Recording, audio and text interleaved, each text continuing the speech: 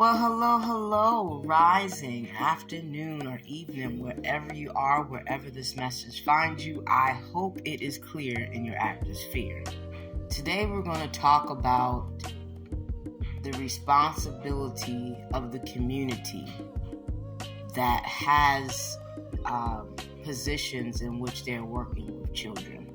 We all know that everything starts at home. It just does. The learned behaviors and the discipline, the attitudes, the behavioral act rights or problems all begin at home. And that is wherever that child's home may be. Because we all know that there's different situations and circumstances pertaining to each case. Mind you, you will see signs in their behavior at a very young age. If you start seeing it in elementary, especially, it's a big problem where they live. Now, these problems can range and stem from anything as simple as the child is just being ungrateful in a situation where they were told no. They didn't get the birthday or Christmas present that they wanted. They're comparing those material things and gifts, such as maybe a bike or sneakers or clothes or a video game or a video system, to other kids that did receive it. Maybe you even made a promise too quickly that you couldn't fulfill due to a financial obligation or whatever the situation, but now that child is upset. And in some cases, rightfully so, especially if you made a verbal promise that you did not fulfill, and they really had their heart and mind dead set on that receiving of it. Sometimes it's just a situation where the child is used to getting something and this time they don't. So they feel entitled to that and they're showing out due to that reason. In other cases, it can be how you talk to your children or how you choose to discipline them, which a lot of times, especially in the African American communities, we were verbally and physically abused. It was a do as I say, not as I do, shut up when you're talking, a slap to the face, pick your own switches, get beat by belts, flip-flops, brooms, you name it. That's how it was for most of us. It wasn't about discipline to redirect. It was about putting fear in your spirit, mind, and body would feel that pressure and that pain if you didn't do what they say. It was all about control, them having it, and a lot of our parents did it, and we passed that on from generation to generation. So to us, it was normal, and to the children, it was abuse. Then you have your situation and circumstances where it is flat out abuse. And that abuse was meant to serve the vile needs of an adult or adults in that household or around those children that were just plain out evil.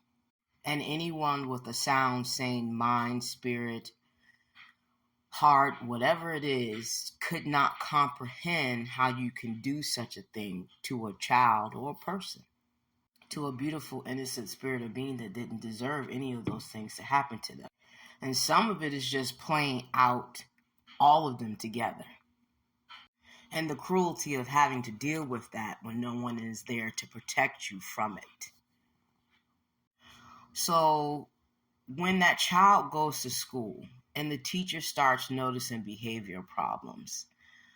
In my personal opinion, and I understand that certain teachers do not want to get into other people's business, family matters, especially if it's going to affect their job, or cause them to take on problems and burdens that they didn't create. I get it. But there's nothing wrong with having a conversation with that child and trying to see if there's something that you can do, if there's something that you can report, if there's something that you can direct the situation to something that will help that child, a person that will help that child, a place that will help that child. Next, you have your counselors, you have your social workers, you have your nurses, and you have your principals that can all get involved. And remember, it doesn't matter on which side it is. There's always powers in numbers, but the real power is in the truth. But if the truth is never known and the truth is never exposed, then there will be no resolve and the problems would get worse. Y'all need to ask that child, is there someone in your household or in your family dynamic or in your friend circle that you can trust? Someone that you feel comfortable with or would feel comfortable with us disclosing this information to. And as adults, you need to be wise and mindful that that information disclosed to the wrong person, getting back to the source or someone harboring the source, can harm the child even further in the environment in which that is happening. And that's why a lot of them don't say anything, especially after they have reached out to different sources and nothing was done, or the retaliation was so great in that household that it wasn't worth going through while they were living there.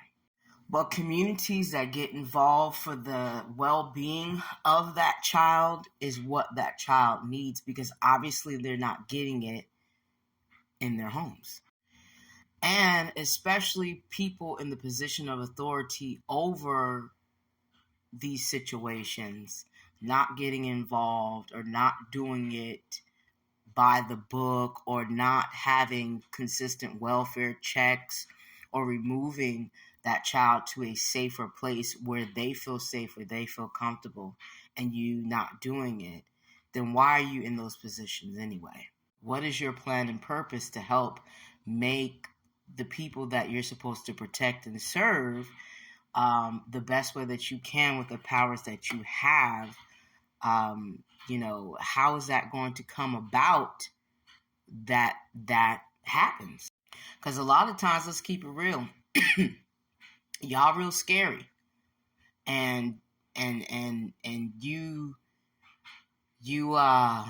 don't do what it is that you're assigned to do because really you don't want to get involved. A lot of y'all see and feel that energy and don't call the authorities with you when you go do.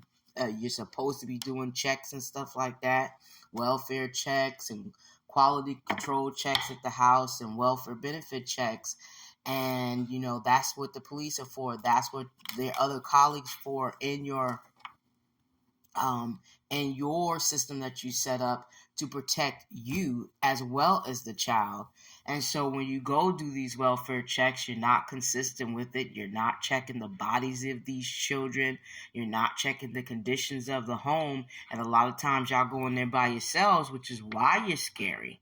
And that they said this is a case of a household that contains abuse, that contains issues, that contains problems.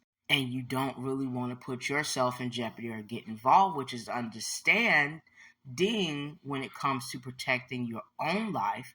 But if you're in that position, there needs to be things that are set up and put in place to help protect you and that child while those welfare checks are being done until something could move for that child in a positive way. There's already enough snakes and predators out here. And the worst ones are the ones that are in your home, in your environment, in your surroundings. And if we don't step it up to start protecting our children, that's why we have those issues that come about later on in life for those children. Either repeat the cycle, or some of them don't make it, or they're in and out of jail, etc., etc.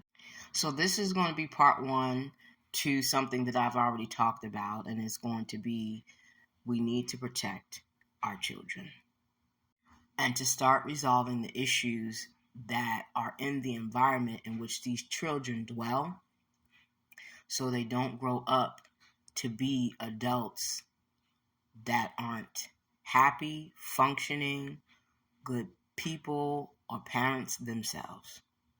So stay tuned for more. It's your girl.